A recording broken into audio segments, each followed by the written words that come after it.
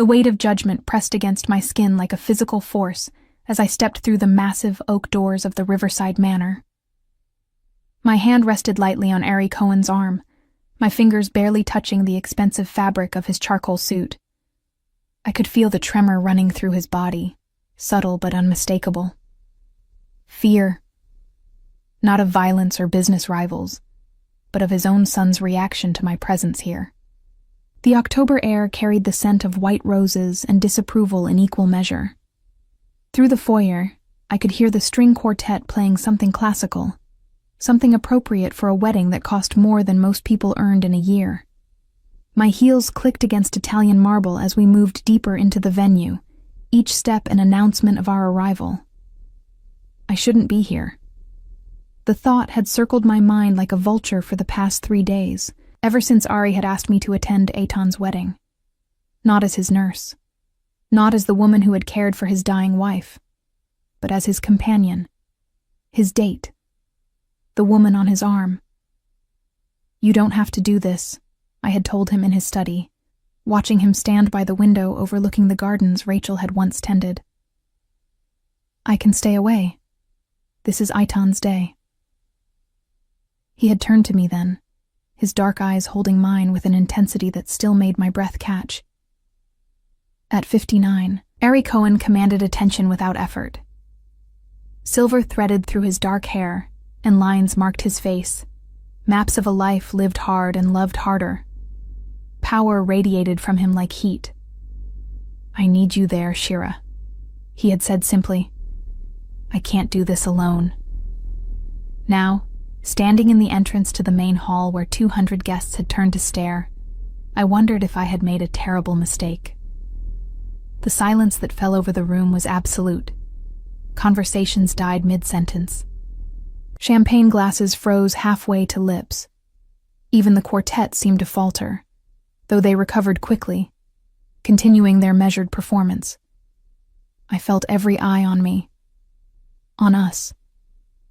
On the space between us that should have been occupied by Rachel Cohen, beloved matriarch, devoted wife, cherished mother, the woman who had died 18 months ago after a brutal 2-year battle with cancer, the woman whose memory still haunted every corner of this family, the woman whose hand I had held when Ari couldn't bear to watch her suffer anymore. Eitan stood at the altar, his face draining of color. Beside him, his bride Leora looked between us with confusion that quickly hardened into something colder. I recognized the expression.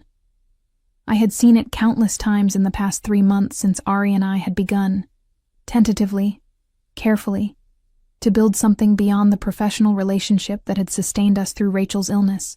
The look said, "Who does this woman think she is?" Ari's hand covered mine where it rested on his arm. A small gesture, but unmistakable in its meaning. He was claiming me. Publicly. In front of his family, his associates, everyone who mattered in his world. I wanted to run. Instead, I lifted my chin and met the stares with the same quiet composure that had gotten me through 2 years of watching a vibrant woman waste away. The same strength that had allowed me to witness Ari Cohen, feared by half the city, weep like a child as his wife took her last breath. We moved to our seats, 5 rows from the front, not the first row where Rachel should have sat.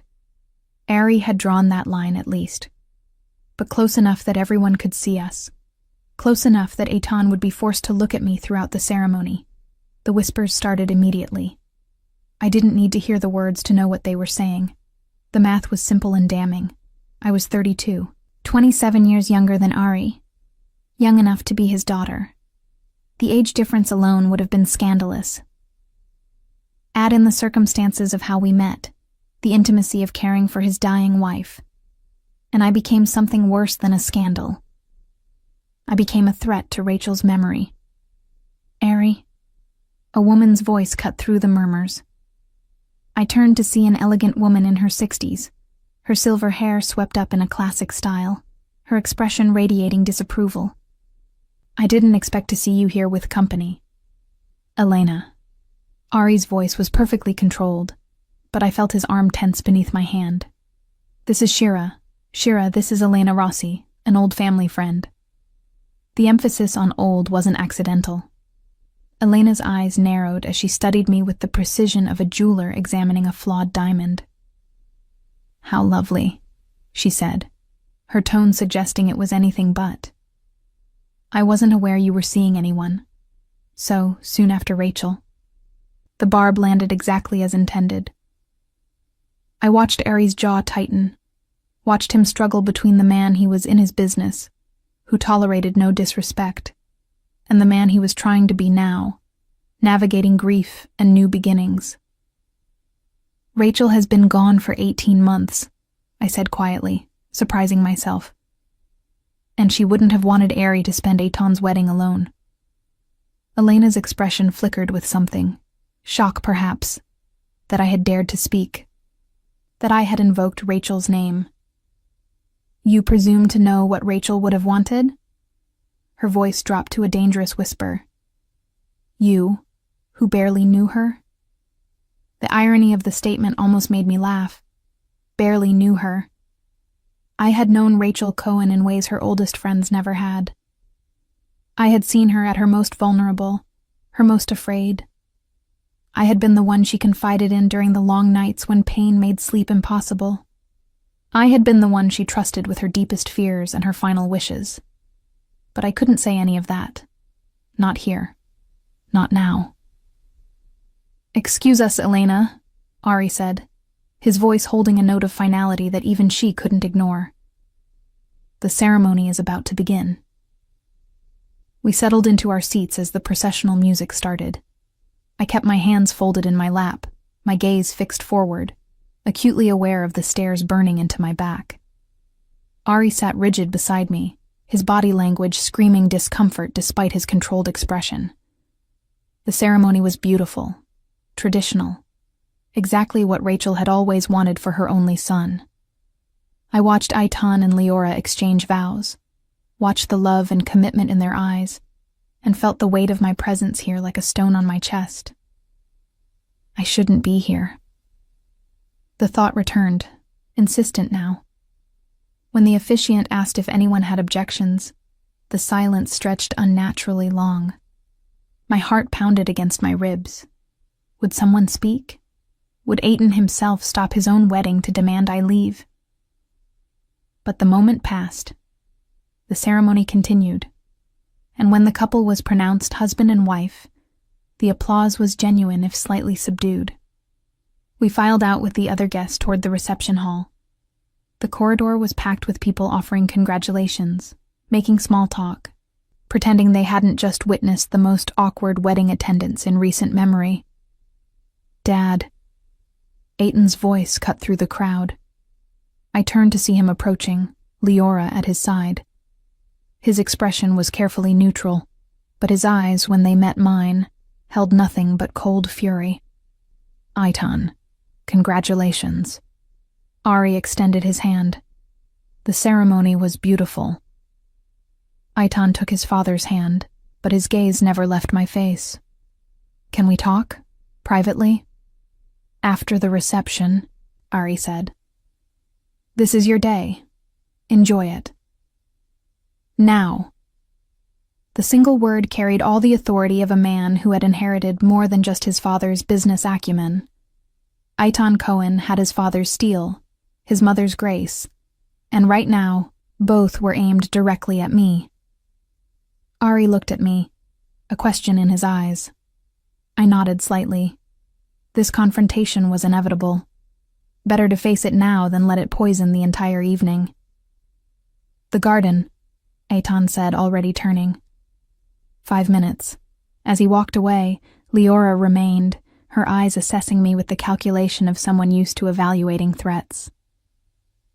I don't know what you think you're doing, she said softly, her voice pitched so only Ari and I could hear. But Eitan loved his mother more than anything in this world. And seeing you here, on today of all days. She shook her head. You should be ashamed. She followed her new husband without waiting for a response, leaving us standing in the corridor surrounded by curious onlookers pretending not to watch our every move. I should go, I said quietly. Call a car. This was a mistake, Ari. No. His hand found mine, fingers intertwining. We face this together. That's what we agreed. What we had agreed was that we would be honest, that we would honor Rachel's memory while allowing ourselves to move forward, that we would give whatever was growing between us a chance, despite the impossible circumstances. But standing here, feeling the weight of every judgmental stare, remembering the pain in Eitan's eyes, I wondered if some chances weren't worth taking, if some relationships weren't meant to survive the harsh light of public scrutiny. 5 minutes later, we stood in the garden where Rachel had once planned her own anniversary parties, where she had taught Eitan to garden as a child, where her ghost felt more present than anywhere else in this venue. Eitan faced us, his wedding suit already slightly rumpled, his jaw set in a line I recognized from his father. I want to know, he said, his voice deadly calm, who you think you are. The garden lights cast long shadows across Eitan's face, making him look older than his 30 years. Behind him, through the windows of the reception hall, I could see guests beginning to gather, champagne flowing, laughter rising. A celebration continuing without the groom. Eitan, Ari began, but his son raised a hand. I'm not talking to you right now, Dad. I'm talking to her. His eyes fixed on me with laser focus. You, the woman who thinks she can replace my mother. The accusation hung in the cool October air. I had prepared myself for this moment, rehearsed responses, imagined scenarios. None of it helped. Standing before this grieving son, wearing a dress that cost more than I used to make in a month, I felt like the interloper everyone believed me to be. I'm not trying to replace anyone, I said quietly. My voice didn't shake, a small victory. Your mother was irreplaceable. Don't. Eitan's voice cracked. Don't you dare speak about her like you knew her. But I did know her. The words came before I could stop them. I knew her for 2 years. Every day. Every night when the pain was worst. Every moment when... You were paid to know her, he interrupted. You were her nurse. That's not the same as family. That's not the same as loving her. Harry stepped forward, his hand moving to my lower back in a gesture of support that probably looked possessive to his son. That's enough. No, it's not enough. Eitan's composure was cracking now, revealing the raw grief beneath.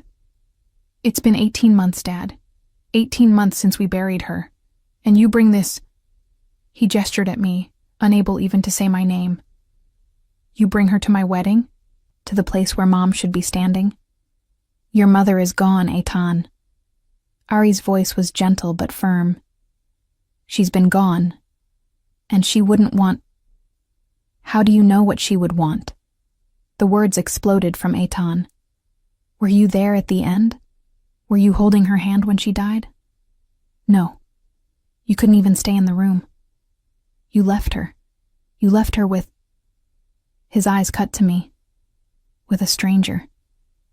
The truth of it silenced us all. I had been there at the end. I had held Rachel's hand when her breathing changed, when her eyes grew distant, when the morphine finally pulled her under for the last time. Ari had fled the room hours before, unable to watch, broken by watching the love of his life slip away piece by piece. It had been just Rachel and me in those final moments, her hand in mine. Her last words whispered so quietly I had to lean close to hear them. Words I had carried like a sacred trust for 18 months. Words that burned on my tongue now, begging to be spoken. I'm sorry. My voice cut through the tension. I'm sorry for your loss. I'm sorry for the pain my presence here causes you. But I'm not sorry for knowing your mother. And I'm not sorry for being here with your father. Eitan's laugh was harsh. Of course you're not sorry. You got exactly what you wanted, didn't you?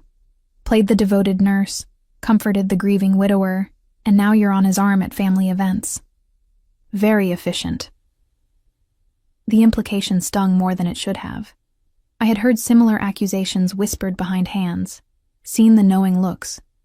The gold digger narrative was easy, convenient. It absolved everyone else of having to see the complexity of what Ari and I had built through shared grief and unexpected understanding.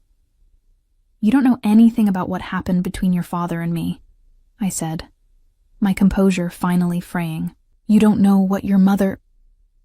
Ari's hand tightened on my back, a warning. Not yet. Not like this. What? Eitan stepped closer, his expression hardening. What about my mother? What could she possibly have to do with this betrayal?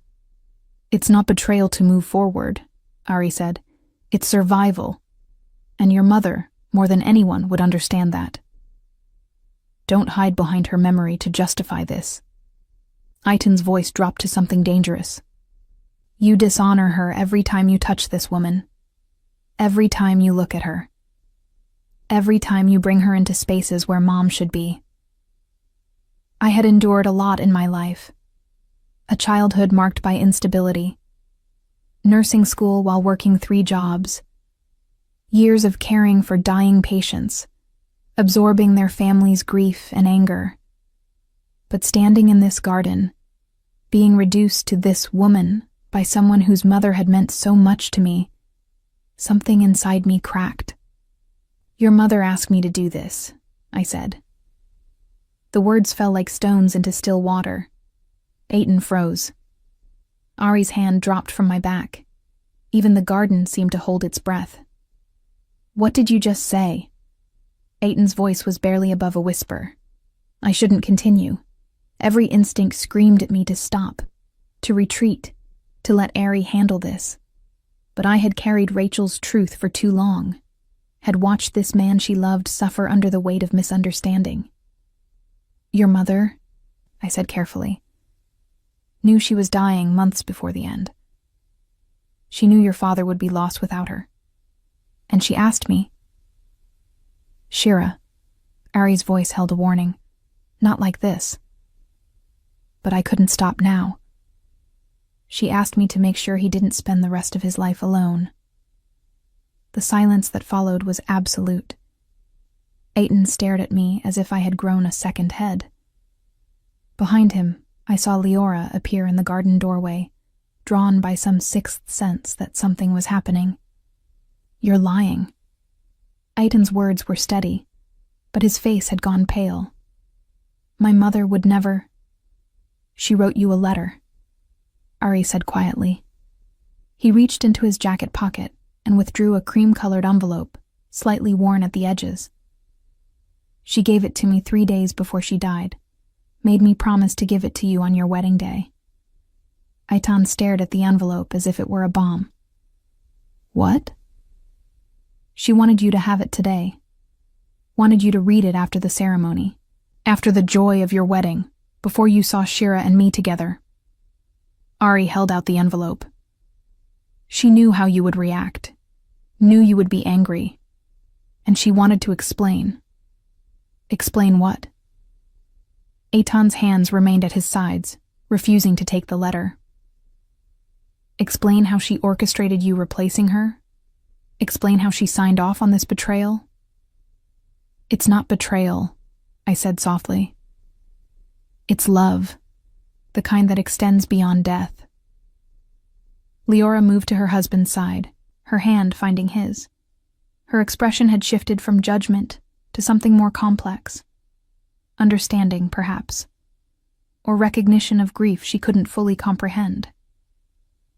Take the letter, son, Ari said. Read what your mother wanted you to know. Then decide if what you see between Shira and me is betrayal or blessing. Eitan's hand shook as he finally reached for the envelope. He stared at his name written in his mother's distinctive handwriting, and I watched his composure shatter. Tears spilled down his cheeks as he clutched the letter to his chest. I can't, he whispered.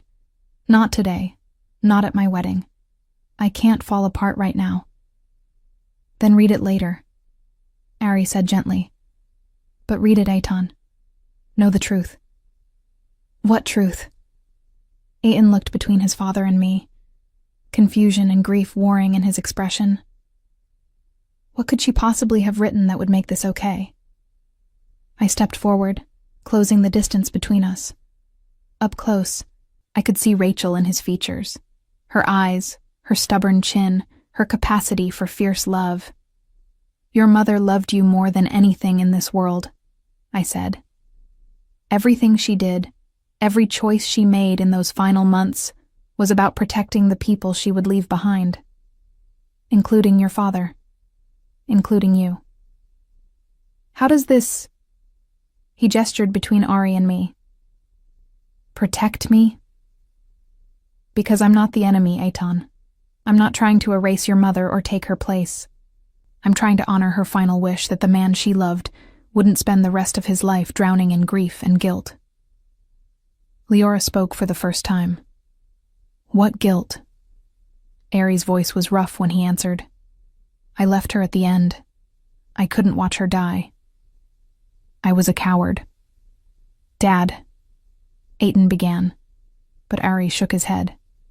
"It's true. I ran. And Rachel knew I would. She knew I wouldn't be strong enough to hold her hand through the final moments. So she made sure Shira was there, made sure she wasn't alone." "You weren't a coward," I said to Ari. "You were human, and Rachel never blamed you for it. She understood." "How do you know?" Aiton's question was genuine now, the anger draining into exhaustion. "How do you know what she understood?" "Because she told me. In the last weeks, when she could still talk clearly, she told me everything. About your childhood, Aiton. About the business, Ari. About her fears for both of you. And about her one wish that you wouldn't let grief destroy what she had built." "Which was what?" Aiton asked. "A family," I said simply. "A family that could survive loss and still choose love." The garden fell silent, except for the distant sounds of the reception. Somewhere inside, guests were probably wondering where the groom had disappeared to, where his father and the mysterious woman had gone. Aiton looked down at the letter in his hands. When he spoke again, his voice was small, young. "I miss her so much." "I know," Ari said. "I do too." "Then how can you—" Aiton gestured helplessly. "How can you be with someone else?" This was the question I had asked Ari myself 3 months ago, when he had first suggested we move beyond the professional distance that had sustained us through Rachel's illness and the months after. I remembered his answer now, remembered the raw honesty in his eyes. Ari stepped closer to his son, his hand still holding the letter that carried his late wife's words across the boundary between life and death. The garden lights caught the silver in his hair, making him look both distinguished and vulnerable. "Because loving Shira doesn't mean I stopped loving your mother," Ari said quietly. "It means I'm choosing not to die with her." The words hung in the cool October air. I watched Aiton process them, saw the war playing out across his features. Grief, anger, confusion, and something else. Something that might have been understanding.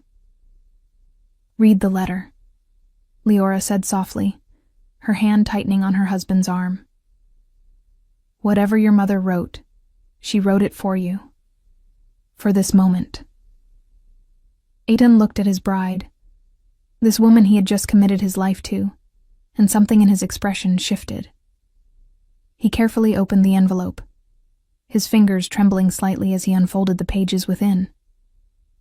I knew what the letter said. Rachel had shared its contents with me as she wrote it, her hand growing weaker with each passing day, her determination to finish it, never wavering. But I had never told Ari exactly what his wife had written. Some things were meant to pass directly from mother to son. Aiton's eyes moved across the first page, and I watched his composure begin to crumble. Tears spilled freely now, tracking down his face as he read his mother's final words to him. The silence stretched. Minutes passed. Finally, Eitan looked up, his eyes red, his expression transformed. "She knew," he whispered. "She knew I would be angry. She knew I would judge you." He looked at me with something approaching wonder. "She told me not to. She told me that you were the kindness she needed when I couldn't be there. When Dad couldn't be there." Ari's eyes glistened. "What else did she say?" Eitan's voice cracked as he read aloud, his mother's words carrying across the garden. "My darling son, if you're reading this, it means you've seen your father with Shira. And if I know you, my fierce, loyal boy, you're furious. You think he's betrayed me. You think she's an interloper. You're wrong on both counts." He paused, swallowing hard before continuing. "Shira gave me something precious in my final months. She gave me friendship when I was too sick to maintain old friendships. She gave me honesty when everyone else treated me like I was already glass. And most importantly, she gave me hope that the man I love wouldn't spend the rest of his life broken by my death." I felt Ari's eyes on me, but I kept my gaze fixed on Eitan, watching him absorb his mother's truth. "I asked her to look after your father," Eitan read, his voice steadying slightly. "Not as a nurse, not as an employee, but as a friend. Someone who would understand the weight of grief he carried because she had witnessed it alongside him. I asked her to make sure he didn't disappear into the darkness the way I knew he would try to." Eitan looked up at his father. "Mom knew you would blame yourself. She knew you would try to punish yourself by staying alone." Ari's voice was rough. "She knew me too well." "She loved you too much," Leora corrected softly. "Loved you enough to plan for a future she wouldn't be part of." Eitan returned to the letter, his voice breaking as he read. "I'm not asking you to be happy about this, Eitan. I'm not asking you to immediately accept whatever relationship might develop between your father and Shira. I'm only asking you to understand that love doesn't diminish because it's shared. Your father loving again doesn't mean he loved me less. It means he loved me enough to honor the life I wanted for him after I was gone." The words settled over us like a blessing. I had heard them before, had carried them in my heart for 18 months. But hearing them read aloud in this setting, at this moment, gave them new weight. "There's more," Eitan said, his eyes scanning the remaining pages. "She wrote about you, Shira, about conversations you had in the middle of the night when the pain was worst." My chest tightened. I knew what was coming. "She says you never pitied her, never treated her like she was dying, even when you both knew she was. She says you talked to her about everything, books, politics, your own dreams, your fears. She says you made her feel human when everyone else made her feel like a patient." I blinked back tears, remembering those long nights. Rachel propped up on pillows, her body failing but her mind still sharp. The way she would grab my hand when a wave of pain passed, grateful for the company, for the distraction, for someone who would treat her as Rachel, the person, rather than Rachel, the cancer patient. "She was easy to talk to," I said quietly, "even at the end, especially at the end." Eitan looked at me, really looked at me, for the first time since we had arrived.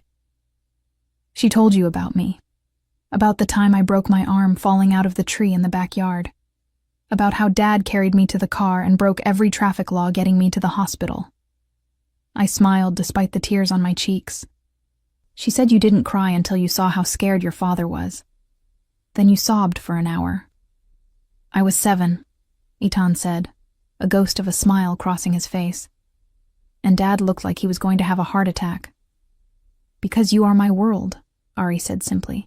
"You always have been." "Mom knew that," Eitan said, looking back at the letter. "She wrote that her biggest fear wasn't dying. It was leaving you alone to carry all that love and fear by yourself. She was afraid you would bury yourself in grief and work and never let anyone in again.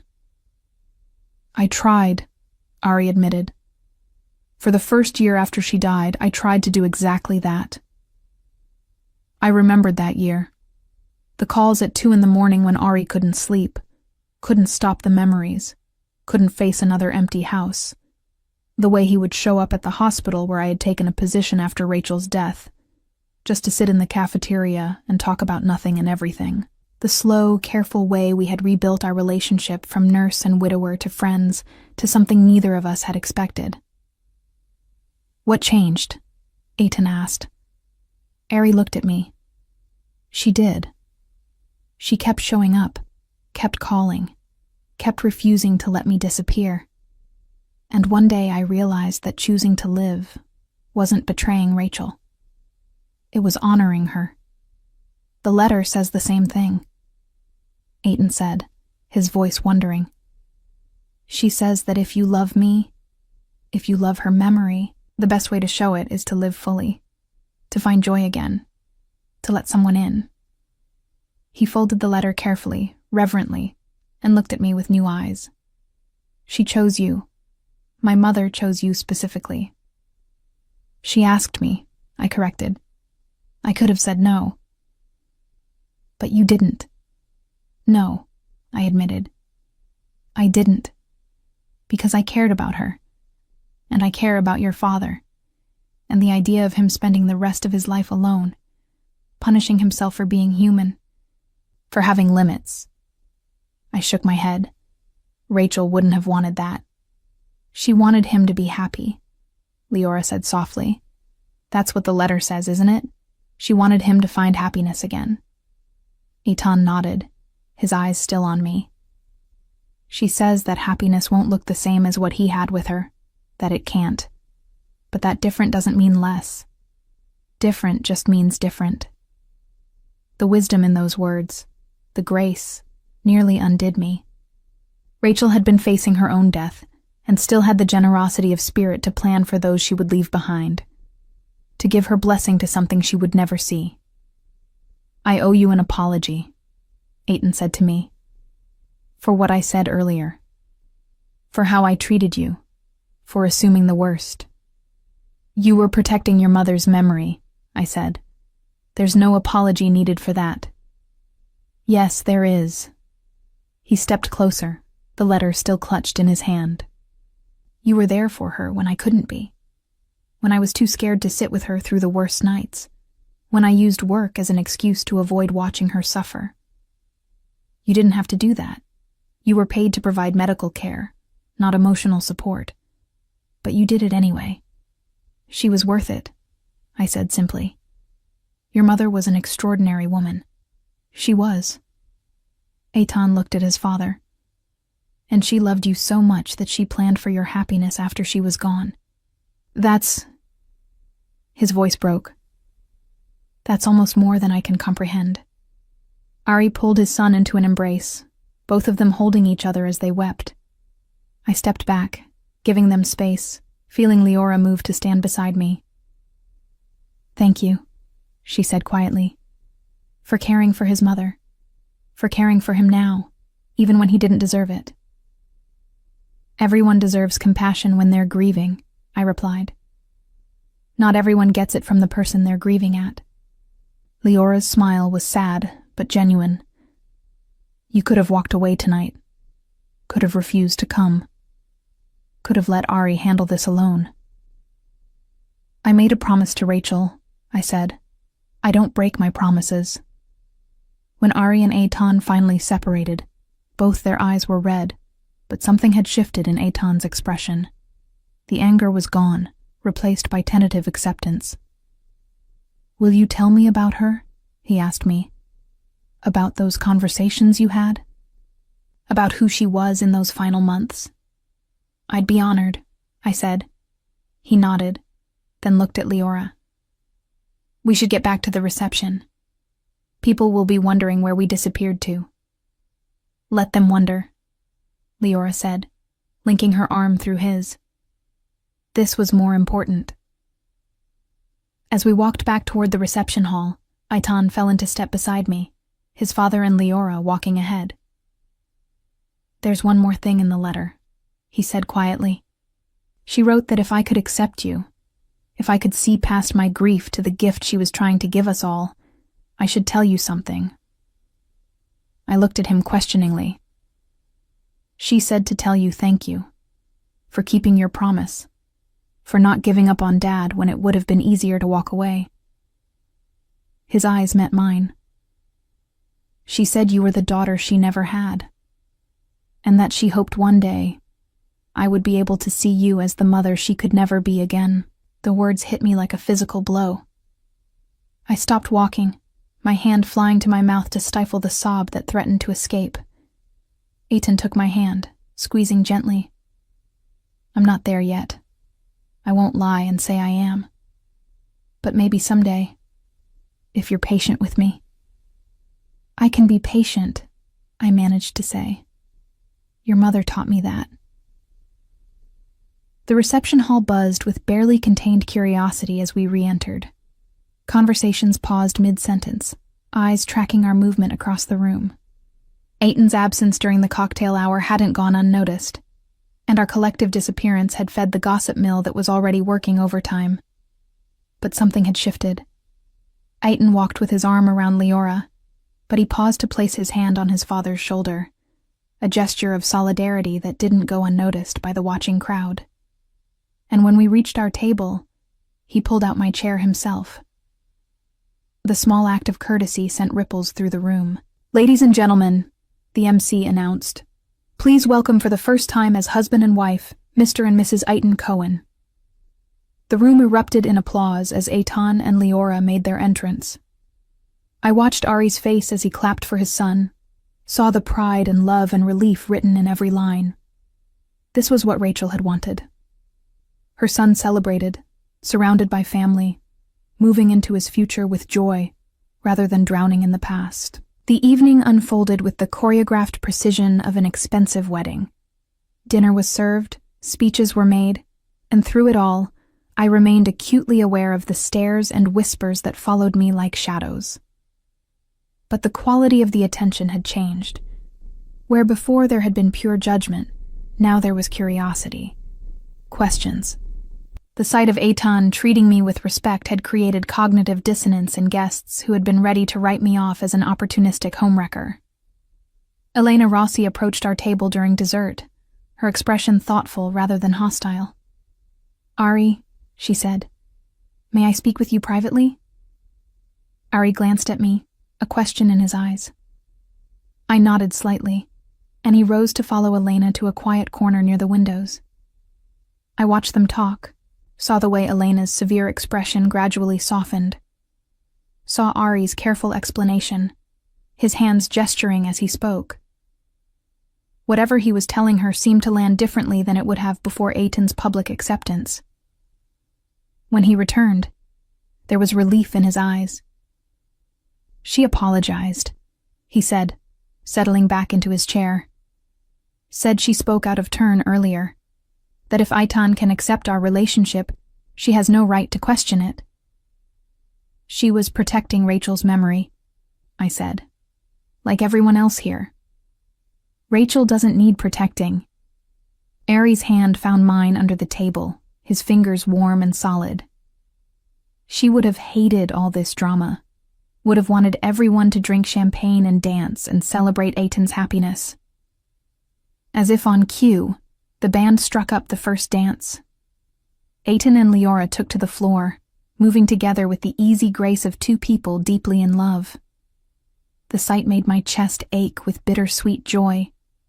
This was what Rachel had fought to stay alive long enough to see. Her son finding his partner, his future. She had made it to the engagement party before the cancer took its final, brutal turn. Had held Leora's hands and welcomed her to the family with genuine warmth. Had died 3 months before this day, but not before extracting promises from everyone she loved. When the song ended, the MC invited parents to join the couple on the floor. Ari tensed beside me. I should go, I said, squeezing his hand. Dance with your son and his bride. That's your place. He looked at me with such gratitude that it nearly undid me. Then he crossed to the dance floor, embracing Eitan and Leora both before the band began the traditional family dance. I watched from my seat, aware of eyes still tracking me, still assessing. But I kept my composure, my head high, my expression serene. "That must be difficult," a voice said beside me. I turned to find an older gentleman settling into Ari's vacated seat. He had kind eyes and salt and pepper hair, his tuxedo well-tailored but not ostentatious. "I'm sorry," I said politely. "Watching him dance without you, knowing that some spaces aren't yours to occupy yet." He extended his hand. "David Friedman. I was Rachel's oncologist during her final year." Recognition flooded through me. Dr. Friedman. Rachel had spoken of him often, with respect and affection. "Shira," I said, shaking his hand. "I was her—" "I know who you are," he interrupted gently. "Rachel spoke of you constantly during our appointments. Said you were the only one who didn't treat her like she was already dead." The compliment, from this source, meant more than he could know. She was easy to care for. That's not what made the difference. Dr. Friedman's gaze was steady. What made the difference was that you saw her as a whole person, not just a collection of symptoms to manage, or a tragedy to mourn. You gave her the gift of normalcy in the midst of terminal illness. "I just talked to her," I said. "Listened. Treated her the way I would want to be treated in her situation." "Exactly." He smiled. "Which is why she trusted you with the care of the person she loved most in the world." I looked at him sharply. "She told you?" "About asking me to." "She told me she had found someone who could understand Ari's grief, because you had witnessed it firsthand. Someone who wouldn't be intimidated by his reputation or his power. Someone who would call him on his tendency to wallow in guilt and self-punishment." Despite myself, I laughed softly. "She did know him well. She knew you both well." Dr. Friedman's expression grew serious. "I want you to know that what you're doing, honoring her wishes, caring for her husband, accepting the judgment and whispers, it takes real courage, the kind Rachel had in abundance." "I'm nothing like Rachel," I said automatically. "You're right," he agreed. "You're your own person with your own strengths, but you share her capacity for fierce loyalty and practical compassion. That's not nothing." On the dance floor, Ari was laughing at something Eitan had said, his face transformed by genuine joy. It was a sight I had worked for months to see, carefully drawing him out of the darkness that had consumed him after Rachel's death. "She would have liked seeing this," I said quietly. "Seeing them happy together." "She did see it," Dr. Friedman said. "In her mind, in her hopes. She saw this day countless times, planned for it, prepared for it, made sure that when it came, the people she loved would be free to celebrate, rather than drowning in grief. She was remarkable. She was." He stood, preparing to rejoin his wife across the room. "And she chose you to carry forward her legacy of caring for this family. Don't forget that, when the whispers get too loud." After he left, I sat alone with my thoughts, watching the celebration unfold around me. Guests danced and laughed, the champagne flowed, and slowly, tentatively, people began to approach our table. Not everyone. Some still gave me wide berth, their judgment clear in their expressions. But others, emboldened by Eitan's acceptance and Dr. Friedman's public conversation with me, ventured to introduce themselves. Rachel's book club friends, curious about the woman who had spent so much time with their friend in her final days. Business associates of Ari's who wanted to show support for their colleague's attempt at moving forward. Even a few family members, distant cousins and in-laws, who offered tentative welcomes. Each conversation was a small test, a negotiation of how to speak about Rachel without making me feel like an interloper. I navigated them as carefully as I had navigated Rachel's most difficult moments, with honesty, compassion, and respect for the complexity of grief. When Ari finally returned to the table, his cheeks flushed from dancing, his eyes bright with something that looked almost like happiness. He found me surrounded by a small group of women, all talking animatedly about Rachel's legendary garden parties. "Am I interrupting?" he asked, his hand coming to rest on my shoulder. "Not at all," one of the women said. "We were just telling Shira about the time Rachel convinced the entire neighborhood to participate in her elaborate scavenger hunt for charity. She raised $20,000 that day," another woman added, "and drove us all crazy with her competitive spirit." Ari's laugh was genuine. She hated losing at anything, even games she invented herself. The conversation continued, and I watched something beautiful happen. The women began to see me not as Rachel's replacement, but as someone who could contribute to keeping her memory alive. Someone who had different stories to share, different perspectives on a woman they had all loved. When the group finally dispersed, Ari pulled me to my feet. "Dance with me," he said. I hesitated. "Are you sure? People are already talking." "Let them talk."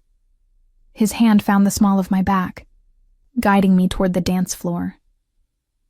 I'm tired of hiding what we are to each other.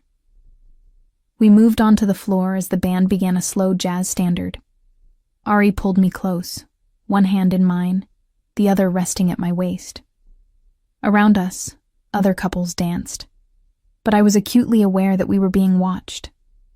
"I'm proud of you," Ari murmured against my ear, "for how you handled tonight, for how you handled Eton. I didn't do anything except tell the truth.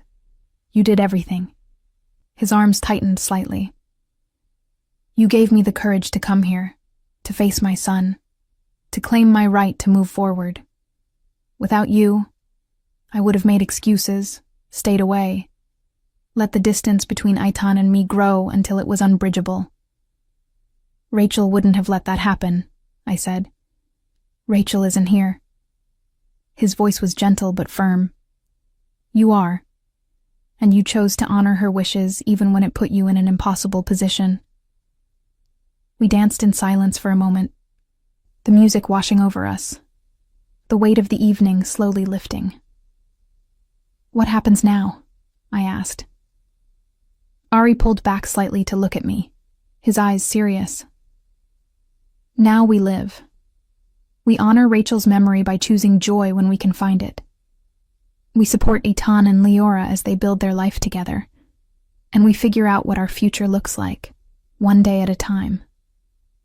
It wasn't a grand declaration, wasn't a promise of forever, or a guarantee of easy days ahead. But it was honest. And after everything we had been through, honesty felt like the greatest gift we could give each other. 3 months after the wedding, I stood in the kitchen of what I was slowly beginning to think of as home, rather than Ari's house. Morning light streamed through the windows, illuminating the space Rachel had designed with such care. Her touches were everywhere. The herb garden by the window, the vintage dishes displayed on open shelving, the photograph of her and Ari on their 20th anniversary. I had been terrified of this space initially, terrified of occupying the kitchen where Rachel had cooked family dinners, where she had taught Aitan to bake his grandmother's recipes, where she had lived so fully before cancer stole her strength.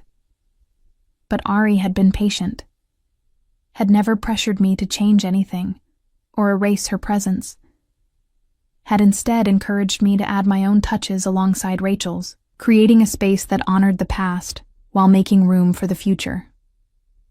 So now, Rachel's cookbook collection shared shelf space with my nursing textbooks. Her Dutch oven sat beside my espresso machine. Her handwritten recipe cards were filed next to the meal planning system I had implemented to manage Ari's strict cardiac diet, a necessity after his heart scare 2 months ago. That scare had been a turning point. Ari, who had always seemed invincible, had collapsed in his office from stress-induced arrhythmia. The doctors had been blunt: reduce stress, improve diet, slow down, or face serious consequences. For a man who had built an empire on being in control, the loss of control over his own body had been devastating. But it had also created an opening for me to care for him in a way that went beyond emotional support. I had redesigned his meals, researched heart-healthy recipes, coordinated with his cardiologist, and most importantly, refused to let him retreat into the self-destructive patterns that had nearly killed him in the year after Rachel's death. "You're not allowed to die on me," I had told him in the hospital, my voice shaking with equal parts fear and fury. "Rachel trusted me to keep you alive, and I don't break promises to the dead." He had looked at me from the hospital bed, pale and vulnerable, and something in his eyes had shifted. "I'm sorry," he had whispered. "I didn't think—" "That's right. You didn't think. About how Ethan would feel losing another parent. About how I would feel losing you." I had gripped his hand, fingers tight enough to hurt. "You don't get to give up, Ari Cohen. Not when we've come this far." Now, 3 months later, he was healthier than he had been in years. The haunted look that had shadowed his eyes since Rachel's death had finally begun to fade. And his relationship with Eitan had strengthened in ways that brought tears to my eyes. The sound of the front door opening pulled me from my thoughts. Moments later, Eitan appeared in the kitchen doorway, Leora behind him, both bundled against the January cold. "Something smells amazing," Eitan said, unwrapping his scarf. "Please tell me you made your lemon chicken." I did. I smiled at the easy way he had begun to show up at the house, the casual comfort he had developed in my presence. "And roasted vegetables, because your father's cardiologist will kill me if I serve him anything fried." Leora laughed, moving to help me set the table. "How is he doing, with the new medication?" "Better. Complaining less about the dietary restrictions, which is a good sign. I pulled the chicken from the oven. He should be home any minute. He had a meeting with his lawyer about some business thing." Actually, about that. Eitan settled into one of the kitchen chairs, his expression growing serious. "I wanted to talk to you both, about the business." Ari arrived home as if on cue, his coat dusted with snow, his face lighting up when he saw our small gathering. "Is this an ambush?" he asked, but he was smiling as he hung up his coat. "More like an intervention," Eitan said. "Dad, we need to talk about succession planning." The temperature in the room dropped several degrees. Ari's expression closed off, the warmth draining from his face. "I'm not dead yet, Eitan." "No, but you nearly were 3 months ago." Eitan's voice was gentle but firm. "And we all know Mom would kill you herself if you worked yourself into an early grave after surviving cancer's attempt to steal you from us." The invocation of Rachel was deliberate, strategic. I saw Ari's defenses waver. "Your mother had opinions about a lot of things," Ari said carefully. "Including this." Eitan pulled a folder from his bag. "I found this in her study last week, when Leora and I were sorting through some boxes. It's dated 2 months before she died." He handed the folder to Ari, who opened it with visible reluctance. I watched his face as he read, saw recognition dawn, followed by a complex mixture of emotions. "She made a succession plan," Ari said quietly, "without telling me. Because she knew you would never do it yourself." Eitan's voice was steady. "She knew you would cling to the business as a distraction from grief, that you would work yourself to death, rather than admit you needed to slow down." Ari looked at me. "Did you know about this?" I shook my head. "Rachel and I talked about many things. Business succession wasn't one of them." "She wanted you to retire," Eitan said, reading from the document. "To transition leadership to me over a 3-year period while remaining as senior advisor. She wanted you to have time to travel, to pursue hobbies, to—" He paused meaningfully. "To build a new life with someone who could make you happy." The silence that followed was heavy with implication. Rachel had planned this too, had orchestrated not just Ari's romantic future, but his professional one as well. I'm not ready to retire, Ari said, but there was less conviction in his voice than before. You're 60 in a few months, I said quietly. And your cardiologist said stress is your biggest risk factor. The business is stressful. The business is my legacy. The business is one legacy, Eitan corrected, but it's not the only one. You have a son who loves you, a grandchild on the way. He glanced at Leora, who smiled and nodded. And a woman who has rearranged her entire life to take care of you. My breath caught. You're pregnant? Leora's hand moved to her still flat stomach. 10 weeks. We wanted to wait until the first trimester was over to tell anyone. Ari moved around the table to embrace them both, his eyes shining with tears. A grandchild. Rachel would have been. She knew, Leora said softly. I told her the week before she died that Eitan and I were going to start trying. She was so happy. The emotion in the room was palpable. I busied myself with serving dinner, giving them space for their joy, acutely aware that I was witnessing another milestone Rachel had planned for, but would never see. As we settled around the table, Eitan returned to the topic of succession. I'm not saying you have to quit tomorrow, Dad. I'm saying we need a plan, a timeline, a way to ensure that you're still alive and healthy when this baby is born. Ari looked at the document Rachel had prepared, her handwriting visible in the margins where she had made notes. When he spoke again, his voice was thick with emotion. She thought of everything, didn't she? She loved you enough to plan for every contingency, I said, including the one where you're too stubborn to take care of yourself. Despite the heaviness of the moment, Ari laughed. She did know me well. Over dinner, we discussed the succession plan in detail. Rachel had been thorough, outlining a gradual transition that would allow Ari to step back without feeling like he was abandoning his life's work. She had even included suggestions for how he might spend his retirement. Travel to places they had always talked about visiting, volunteering with organizations they had supported, teaching business courses at the local university. She wanted you to have a second act, Eitan said. Not just survive after she was gone, but thrive. What about you? Ari asked me. What do you want? The question caught me off guard. In the months since the wedding, I had been so focused on caring for Ari, on managing his health and supporting his grief, that I hadn't thought much about my own desires. I want you healthy, I said carefully. I want you happy. Beyond that. I shrugged. I'm still figuring it out. You gave up your nursing career to take care of me, Ari said. That wasn't fair to you. I chose to be here, I corrected. There's a difference. But what if you could choose something else? Leora asked. Now that Ari is stable, now that you have support, what would you want to do?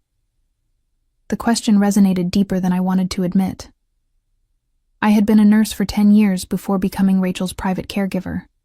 Had loved the work, the challenge, the feeling of making a tangible difference in people's lives. But I had also burned out on the long shifts, the emotional toll, the constant exposure to suffering. The role of private caregiver had been supposed to be temporary, a way to rebuild my strength while helping someone who needed me. Instead, it had become my entire life. I don't know, I admitted. I haven't let myself think that far ahead.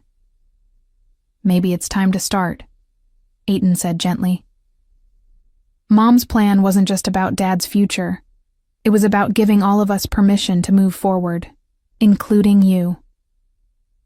After Eitan and Leora left, Ari and I cleaned up the kitchen in comfortable silence. When the last dish was put away, he pulled me into his arms, holding me close. Thank you, he murmured against my hair. For what? For everything. For staying. For caring. For not giving up when it would have been easier to walk away. I pulled back to look at him. Where would I go? This is home now. Is it? His eyes searched mine. Or are you just honoring a promise to a dead woman? The question struck deeper than I expected. Was I here because I wanted to be, or because I had committed to Rachel and couldn't bring myself to break that commitment? Both, I said honestly. I'm here because I promised Rachel. But I stay because of you, because somewhere in the midst of caring for you, supporting you, arguing with you about your diet, I smiled. I fell in love with you. It was the first time I had said the words aloud. They hung in the air between us, vulnerable and true. Ari's hands framed my face, his thumbs brushing across my cheekbones. I love you too. Not because Rachel asked you to stay, not because you take such good care of me, but because you're you.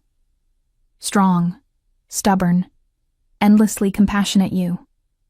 He kissed me then, and for the first time since the wedding, I allowed myself to believe that what we had was real. Not just a promise kept or a duty honored, but something chosen, something earned, something ours. 18 months after Eitan's wedding, I stood in the garden where Rachel had once grown her prize-winning roses. The October air carried the same crispness it had that day at the wedding, but everything else had changed. In my arms, a 3-month-old baby girl squirmed and cooed, her tiny fist wrapped around my finger with surprising strength. Aviva, the name Eitan and Leora had chosen, meaning spring in Hebrew. A symbol of new life, new beginnings. She has Mom's eyes, Eitan said, settling onto the bench beside me. At 32, fatherhood had added a softness to his features that made him look more like Ari than ever. I looked down at the baby, seeing the truth in his words. Aviva's eyes were the same striking green that had characterized Rachel's gaze. Intelligent, warm, full of life. She does, I agreed softly. Rachel would have loved her so much. She does love her, a voice said behind us. Ari approached, carrying a tray with coffee and the honey cakes that had become a weekend tradition. From wherever she is, she loves this little girl. He settled on my other side, his hand coming to rest on my knee in a gesture that had become as natural as breathing. The past 1.5 years had been transformative. True to the succession plan Rachel had created, Ari had gradually stepped back from daily business operations, transitioning leadership to Eitan while remaining a senior advisor and mentor. The change had been difficult at first. Ari had struggled with the loss of purpose, the sudden abundance of free time, the fear that without work to define him, he would disappear into grief again. But we had navigated it together. I had encouraged him to pursue the teaching position at the university that Rachel had suggested, had supported his decision to establish a nursing scholarship in Rachel's name, had traveled with him to the places Rachel had always wanted to visit, and slowly, carefully, we had built a life that honored Rachel's memory while creating space for our own story. There's something I want to show you both, Eitan said, pulling an envelope from his pocket. I found it last week, tucked into one of Mom's gardening books. Ari took the envelope, his expression growing thoughtful as he recognized Rachel's handwriting. Another letter? This one's addressed to Shira. My breath caught. In the nearly 2 years since Rachel's death, I had received several gifts she had left for me. Her favorite nursing books, a bracelet she had worn daily, photographs from her life that she had thought I might cherish. But a letter was different, more intimate, more final. I don't know if I can read it, I admitted, my voice unsteady. You don't have to read it now, Ari said gently. But she wrote it for you. When you're ready, it will be here. I took the envelope, feeling the weight of Rachel's words through the paper. Later, I told myself, when I had the strength to face whatever she had wanted to say. Aviva fussed, and Eitan reached for her, cradling his daughter with the practiced ease of a devoted father. Watching him, I felt a pang of longing I hadn't allowed myself to acknowledge. I was 34 now, still young enough for children of my own. But the subject had never come up between Ari and me. He was 61, a grandfather, seemingly content with the family he had already built.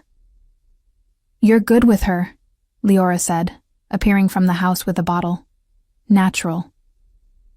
"I've had a lot of practice with babies," I said, deflecting the observation. "Nursing school required pediatric rotations." "It's more than training," Ari said quietly, his eyes on me. "You have a gift for caring." Rachel saw it immediately. The mention of Rachel felt different now than it had in those early, tense months after the wedding. We had learned to speak of her naturally, to incorporate her memory into daily life without making it a shrine. Eitan had been instrumental in that shift, sharing stories of his mother that painted her as a full person. Flawed, funny, fierce, and loving. "I should go," I said, standing and handing Aviva back to Leora. "I have some things to take care of before dinner." Ari gave me a searching look but didn't press. He had learned to recognize when I needed space. When the weight of being in Rachel's home, surrounded by Rachel's family, living Rachel's intended future for her husband became too much. I retreated to the small office I had claimed as my own, a room that had been Rachel's craft space, now transformed into a place where I could work on the nursing scholarship applications and coordinate the charitable foundation that had become my passion project. Rachel's letter sat on the desk, a silent presence demanding attention. I circled it for an hour, organizing papers, responding to emails, doing anything to avoid the inevitable. Finally, as the afternoon light began to slant through the windows, I opened the envelope with trembling fingers. The letter was dated 3 weeks before Rachel's death, written in the shaky handwriting that had characterized her final months. "My dearest Shira, if you're reading this, it means you kept your promise. You stayed. You cared for Ari when he couldn't care for himself. You weathered the judgment and whispers, and became part of a family that wasn't initially ready to accept you. I knew you would. From our first conversation, I recognized in you a strength that would not bend, a compassion that would not break, and a stubbornness that matched my own. I asked you to do an impossible thing, to love a man you met through his grief, to mother a son who wasn't yours, to fill a space in a family that would never stop missing me. And you did it. Not because it was easy, but because you saw what I saw. That Ari is worth saving, that Eitan is worth knowing, that this family is worth fighting for. But I didn't ask you to sacrifice yourself in the process. I didn't ask you to give up your own dreams, your own desires, your own future. So this letter is my permission, my command, really, to take what you need from this life we've built together. If that means continuing as you are, supporting Ari and loving this family, I bless it. If that means pursuing your own career, finding your own purpose beyond caring for broken hearts, I bless it. If that means having children of your own, if you want them, I bless it. And I hope Ari has the sense to give you that gift if you ask for it. You have given me peace in my final months. The peace of knowing that the people I love will be cared for, will be challenged, will be loved with the fierce devotion they deserve. Let me give you something in return. Permission to want more, to ask for more, to build a life that is yours, not just mine by proxy. You are not my replacement, Shira. You are your own woman, with your own strength, your own gifts, your own story to write. Don't let my death define you any more than it defines Ari or Eitan. Live fully. Love deeply. And know that whatever path you choose, you have my blessing and my gratitude. With all my love, Rachel, tears streamed down my face as I read the letter again and again. Rachel had seen me so clearly, had understood the trap I had fallen into of defining myself entirely through my relationship to her family. A soft knock at the door made me look up. Ari stood in the doorway, concern written across his features. "I saw you come in here," he said. "You've been crying." I handed him the letter wordlessly. He read it slowly, his expression shifting as he absorbed Rachel's words. When he finished, he looked at me with eyes that held both sorrow and something like understanding. "She's right," he said quietly. "I've been selfish. Accepting your care, your support, your love without thinking about what you might need from me in return. That's not true. You've given me so much." "I've given you a role in my life," he interrupted. "But Rachel is asking if you want more than a role, if you want a life of your own." I couldn't answer. The question was too big, too frightening. Ari crossed to me, kneeling beside my chair so we were eye level. "Tell me what you want, Shira. Not what Rachel wanted for you. Not what you think I need from you. What do you want?" The question cracked something open inside me. "I want to matter," I whispered. "Not just as your caretaker or Rachel's promise keeper. I want to matter as myself. You do matter. To me. To Aitan. To this family. But do I matter enough that you would give me what Rachel suggested? That you would consider having a child if that's what I wanted?" The question hung between us, vulnerable and terrifying. Ari's face went through a series of emotions. Shock, consideration, fear, and finally, something that looked like hope. "Is that what you want?" he asked carefully. "A child?" "I don't know," I admitted. "I haven't let myself want it because I assumed it was impossible. You already have a son, a grandchild. You're 61 years old. Why would you want to start over? Why wouldn't I?" He took my hands in his. "Shira, I fell in love with you not because you were convenient or because Rachel asked me to. I fell in love with you because you're extraordinary, strong, compassionate, endlessly patient with a stubborn old man who doesn't deserve you. You're not old." "I'm 61, he repeated. "Old enough to be a grandfather, but not too old to be a father again. Not if that's what you want. Not if it means building a future with you that's ours. Not just an extension of Rachel's plans." The possibility shimmered before me, terrifying and beautiful. A child of our own. A family we built together. "I need time to think," I said. "To figure out what I really want versus what I think I should want. Take all the time you need." He kissed my forehead gently. "But know this. Whatever you decide, whatever you ask of me, the answer will be yes. Because you matter, Shira. Not as Rachel's legacy, but as the woman I love, as the partner I choose every single day." 3 years later, I stood in the same garden, but the landscape had transformed. Rachel's roses still bloomed, but they now shared space with a sandbox and a small swing set. Aviva, now 3.5, pushed her baby brother on the swing, her laughter ringing through the autumn air. Aitan had 2 children now, Aviva and 2-year-old David, named for Ari's father, and I had one, 18-month-old Rachel, named for the woman who had brought us all together. The naming had been Ari's idea. "She gave us this," he had said when I first became pregnant. "She gave us permission to love each other, to build a family, to have a future.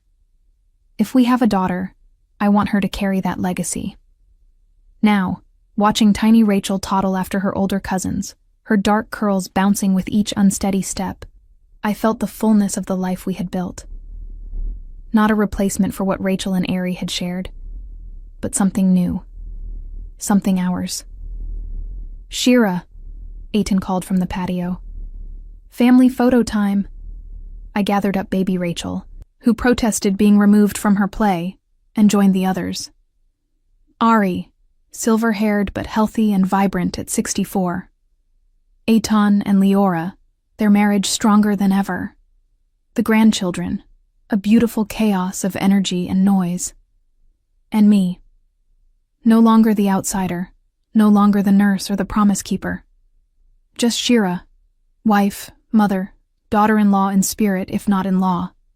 Friend to a ghost who had orchestrated her own succession with grace. As the photographer arranged us, I felt Ari's arm around my waist, felt the weight of our daughter in my arms, felt the acceptance of a family that had needed time but had ultimately opened their hearts. Smile, the photographer called.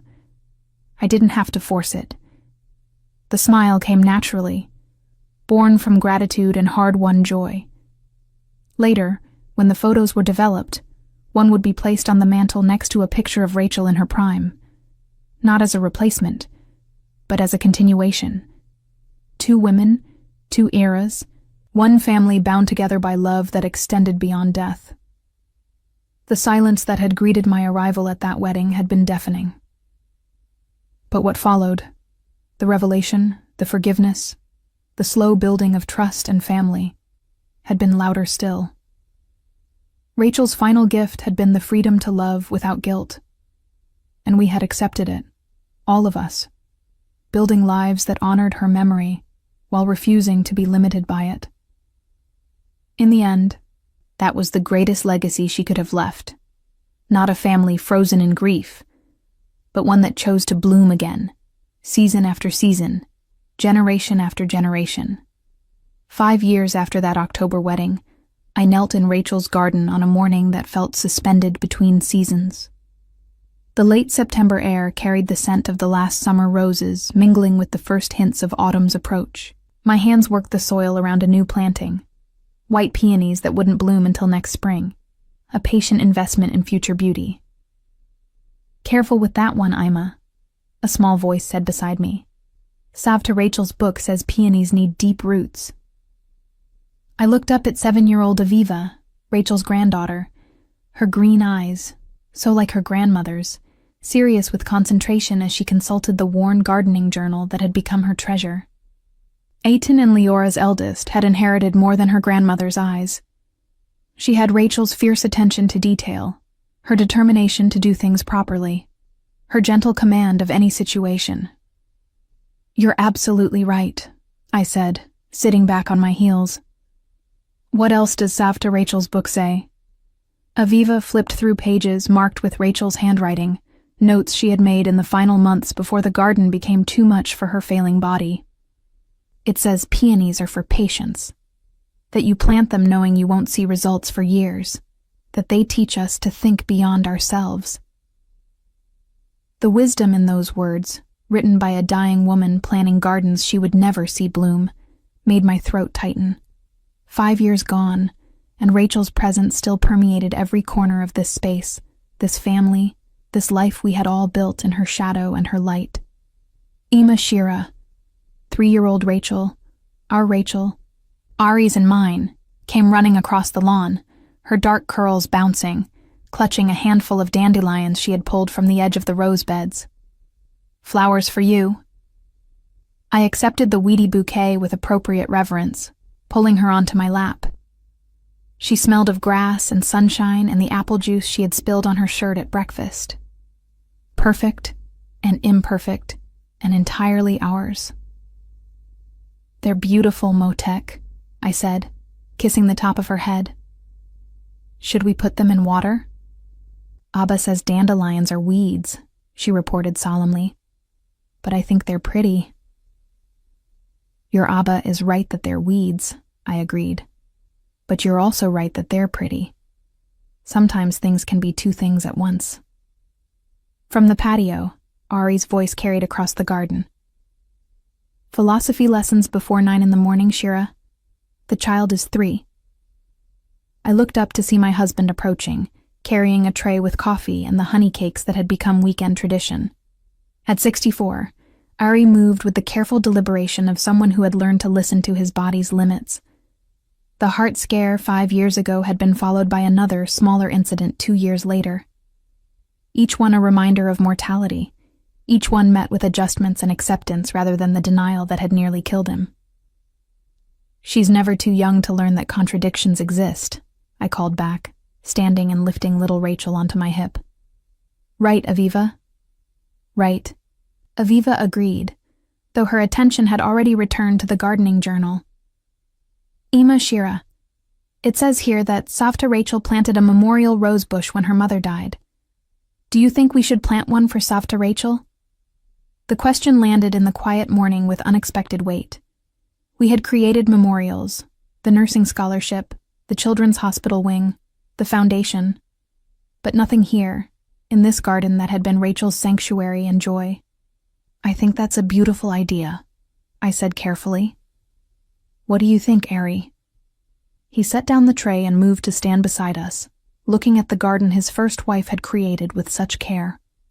In the 5 years since the wedding, Ari and I had learned to navigate these moments, when Rachel's memory rose up, not as a barrier between us, but as a shared heritage we both honored. I think, he said slowly, that Savta Rachel would love that.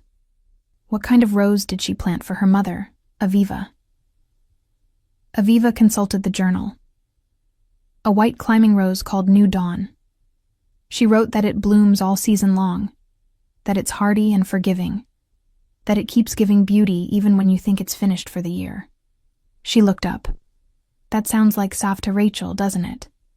It does, Ari agreed, his voice rough with emotion. We'll order one this week. You can help choose where to plant it. Little Rachel squirmed in my arms, wanting down, and I released her to toddle after her older cousin. I watched them together, the granddaughter who remembered Rachel and the daughter who never would, and felt the strange ache of loving someone through her absence. You're quiet this morning, Ari observed, his hand finding the small of my back in the gesture that had become his signature touch. Protective, possessive, present. Just thinking about how much has changed, I admitted. 5 years ago, I thought I would always be the outsider, the woman who didn't belong in Rachel's garden. And now? I looked around at the space that had evolved under my uncertain care. Rachel's original plantings remained, the roses she had nurtured, the herb garden she had designed, the peonies she had planted with patience. But I had added too. A cutting garden for fresh flowers, a small vegetable patch where the children could dig, a meditation bench positioned to catch the morning light. Not Rachel's garden anymore, not mine either. Ours in the complicated way that everything in this family had become shared between past and present. Now I'm the woman who tends Rachel's garden while creating my own sections, I said. And somehow that feels right. Rachel would have liked that. Aiton's voice came from behind us. We turned to find him and Leora approaching, their younger son David riding on Aiton's shoulders. At 35, Aiton had grown into leadership of the family business with a confidence that honored his father's legacy while making the enterprise his own. Mom was always about evolution, not preservation. She would have hated the idea of this garden becoming a museum. Leora, now visibly pregnant with their third child, settled carefully onto one of the garden benches. She left instructions, in the journal, about what she wanted done with the garden after she was gone. We all turned to look at her. In the 5 years since the wedding, Leora had become more than my son's wife. She had become a bridge between Rachel's memory and the family's future. Someone who could speak of the mother-in-law she barely knew with both reverence and practicality. What did she say? I asked. Leora pulled out her phone, scrolling to a photo of a journal entry. Aviva and I found it last week when we were looking up the peony instructions. She wrote, "Gardens are meant to grow and change. The woman who tends this space after I'm gone should add her own vision to mine. That's not betrayal. That's collaboration across time." The words settled over me like a benediction. 5 years I had tended this garden with guilty hands, afraid that every change I made erased Rachel's presence. And all along, she had given permission for exactly that evolution. She really did think of everything, I said quietly.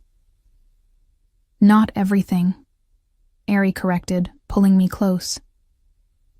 She couldn't have known exactly how beautiful our family would become, how well you would fit into spaces she had to leave empty, how much joy these children would bring. As if summoned by the mention of joy, chaos erupted. David scrambled down from his father's shoulders to chase after little Rachel and Aviva, who had discovered a butterfly in the rose bushes. Their shrieks of delight filled the garden with sound Rachel would have loved, children's laughter, the music of continuity. "Speaking of children," Leora said, her hand moving to her swollen belly, "this one is very active this morning. I think she knows we're in Savta Rachel's garden." "Another girl?" I moved to sit beside her. "You found out?" "Yesterday," Eitan confirmed, his face breaking into a smile that transformed him from serious businessman to delighted father. "We're thinking of naming her Sarah, after Leora's grandmother and—" He paused, looking at his father. "If it's okay with both of you, giving her the middle name Rachel." The request hung in the morning air. In the years since the wedding, we had navigated countless moments like this. Decisions about how to honor Rachel's memory, how to incorporate her into the family's ongoing story. Each one a negotiation between past and present, grief and joy. I looked at Ari, saw the sheen of tears in his eyes, and knew my own must mirror his. "I think," I said carefully, "that's a beautiful way to honor both grandmothers. Sarah Rachel. It has a lovely sound." "Rachel would have loved it," Ari added, "and she would have loved knowing that her name continues through the generations." What he didn't say, what we all understood, was that our daughter, little Rachel, carried that name too. Two Rachels in one family, one who had never met her namesake, one who wouldn't either. Both carrying forward a legacy of fierce love and practical wisdom. "There's something else," Eitan said, his expression growing serious. "Dad, Leora and I have been talking about the foundation, about Mom's legacy projects." The foundation had grown in the 5 years since Rachel's death. What had started as a nursing scholarship had expanded into a comprehensive charitable organization addressing healthcare access, education, and family support services. I had poured myself into the work, finding in it a purpose that went beyond caring for Ari and our daughter. "What about it?" Ari asked. "We want to make you president," Leora said, "officially. You've been doing the work anyway, Shira, making the decisions, setting the vision. It's time we acknowledge that this is your project now, grown from Rachel's seeds but cultivated by your hands." The offer stunned me. For 5 years, I had operated under the fiction that I was simply implementing Rachel's vision, carrying out her plans. The idea of claiming the foundation as my own felt presumptuous, disloyal. "I don't know," I said. "The foundation is Rachel's legacy. Making it mine feels like what Rachel intended," Eitan interrupted. "Mom didn't create the foundation to be a monument to herself. She created it to do good work. You've expanded it, improved it, made it more effective than she probably dreamed. Claiming that isn't betrayal. It's honoring her by making sure the work continues and grows." I looked at Ari, needing his blessing even as I knew I shouldn't need it. "Rachel gave you many gifts," he said quietly. "This family, this garden, the foundation. But the most important gift was permission to make them your own, to add your vision to hers, to build on what she started, rather than just preserving it in amber." "I'm scared," I admitted. Scared of making her disappear, of being the woman who erased Rachel Cohen from her own family's memory. "Look around," Leora said gently, gesturing to where the children played, to the garden that bloomed with both Rachel's original plantings and my additions, to the family gathered in the space Rachel had created. "Does this look like erasure, or does it look like evolution?" Aviva appeared at my elbow, the gardening journal still clutched in her hands. "Ima Shira, there's another note here, from Savta Rachel. Should I read it?" "Please," I said, my voice unsteady. Aviva's clear voice read Rachel's words. To the woman who tends this garden after I'm gone, thank you. Thank you for not letting it die with me. Thank you for adding your own beauty to what I started. Thank you for teaching my grandchildren that growth and change aren't betrayal, but the highest form of honor. Make this space yours. Make this family yours. Make this life yours. I give you permission, and I give you my blessing. The tears came then, finally. 5 years of holding back against the fear that claiming this life meant betraying its architect. But Rachel had known, had planned for this too, had given permission not just for Ari to love again, but for me to fully inhabit the role she had left vacant. I'll do it, I said, looking at Eitan and Leora. I'll be president of the foundation. I'll make it mine while honoring what Rachel started. Good, Eitan said simply, because I already had the paperwork drawn up. He pulled an envelope from his jacket pocket, grinning at my expression. What? I'm my father's son. We plan ahead. The laughter that followed felt cleansing, a release of tension I hadn't known I was carrying. Ari pulled me close, and we watched the children play in the garden while discussing foundation plans and baby names, and the memorial rows we would plant. Ordinary conversations. Family conversations. The kind Rachel had dreamed of when she orchestrated this impossible situation 5 years ago. As the morning warmed and we eventually moved inside for breakfast, I paused at the garden gate, looking back at the space that had taught me so much about growth and change, and the strange mathematics of love that doesn't divide, but multiplies. Rachel's roses climbed their trellises alongside the vegetables I had planted. Her herb garden thrived next to the meditation bench I had added. Her grandchildren played in the sandbox I had installed, learning from her journal how to tend the plants she had loved. Nothing was lost. Everything had changed. Both truths existed simultaneously, without contradiction. That evening, after the family had gone home and little Rachel was asleep in her bed, I found Ari in his study, looking at the photograph of Rachel that he kept on his desk. Not hidden away, but present. A reminder of what had been, what had made him who he was. Do you ever regret it? I asked from the doorway, choosing to move forward with me instead of staying locked in grief. He looked up, his expression tender. Every day I'm grateful Rachel gave me permission to love you. And every day I'm grateful you were brave enough to accept that gift. I moved to sit beside him, looking at the photograph. Rachel smiled from the frame, vibrant and alive, frozen in a moment before cancer stole her vitality. I used to be afraid she would haunt me, I admitted, that her ghost would always stand between us. And now? Now I think she stands beside us. Not between. Her blessing carries us forward, but she's not a barrier. She's a foundation we build on. Ari pulled me close, and we sat together in the quiet study, honoring the woman who had loved us both enough to plan for this moment. This peace, this acceptance, this family that had grown from her generosity and foresight. Later, as I prepared for bed, I found myself standing in the doorway of little Rachel's room. She slept sprawled across her bed, arms thrown wide, dark curls tangled on her pillow. So unlike the Rachel she was named for, yet carrying that legacy forward in her own unique way. I promise, I whispered to the sleeping child, to teach you about the woman whose name you carry.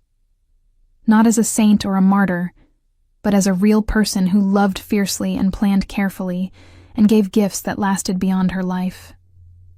She would have liked that, Ari said softly behind me. Rachel always hated being put on a pedestal. She would want our daughter to know her as human, flawed and fierce and full of love. We stood together in the doorway, watching our daughter sleep, and I thought about the gift Rachel had given us. Not just permission to be together, but the framework for how to honor the past while embracing the future. In the garden below, visible through the window, moonlight touched the roses Rachel had planted years ago. By spring, the new peonies would push through the soil, taking their time to establish the deep roots necessary for decades of blooming. And somewhere among the established plants, we would add a memorial rose, New Dawn, hardy and forgiving, blooming all season long. A garden of second chances, tended by hands that honored what came before while creating what would come next. That was Rachel's final gift. Not just the family she had built, but the permission for it to evolve beyond her direct influence. The trust that we would tend her legacies, her son, her grandchildren, her husband, her garden, her charitable work, with care and love and the willingness to add our own visions to hers. 5 years after that October wedding, I had finally learned what Rachel had tried to teach me from the beginning, that claiming this life wasn't betrayal. It was the highest form of honor. Making something beautiful from the foundation she had laid, adding my own beauty to hers, creating something that neither of us could have built alone. In the garden of second chances, everything grew together, past and present, grief and joy, memory and hope.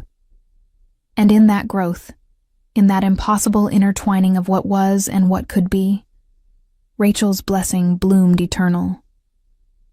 The silence that had greeted my arrival at that wedding was long past. In its place was the sound of children's laughter, family dinners, foundation meetings, and quiet moments in a garden where two women's visions grew side by side, creating beauty that honored both the woman who planted the seeds and the woman who tended them into new life. That was the legacy. Not one woman replacing another, but two women, across the boundary of death, collaborating to create something neither could have achieved alone. A family, a garden, a future built on the past but not limited by it. And somewhere, I like to imagine, Rachel smiled.